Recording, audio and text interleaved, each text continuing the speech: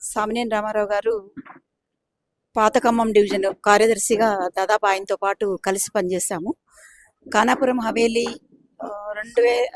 1996లో మొదటి దఫా నేను సర్పంచ్గా గెలిచినప్పుడు కావచ్చు, 2000 సంవత్సరంలో రెండోసారి గెలిచినప్పుడు కావచ్చు, రెండు సందర్భాల్లో కూడా ఖానాపురం హవేలీ పాత ఖమ్మం డివిజన్ అంటే పార్టీ నిర్మాణానికి వచ్చేసరికి పాత ఖమ్మం డివిజన్లో ఉండింది. ఆనాడు ఆయన డివిజన్ సెక్రటరీగా ఉన్నారు. ఖానాపురం హవేలీ పంచాయతీ 2 సార్లు గెలుపులో కూడా చాలా కీలక పాత్ర పోషించారు. మనిషిని చూస్తే చాలా సాదా సీదాగా సింపుల్గా కనిపిస్తారు, కానీ నిర్మాణంలో కానీ పార్టీ నిర్మాణంలో కానీ నిజాయితీలో కానీ అంతకంటే ముందు ఆయన పాత్రలపాడు సర్పంచ్గా పనిచేశారు.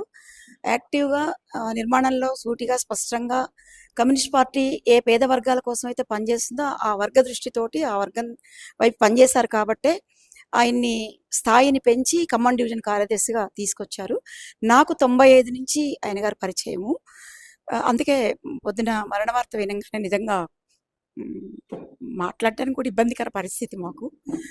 35 ఏళ్ళు ఆయనతో అనుబంధం.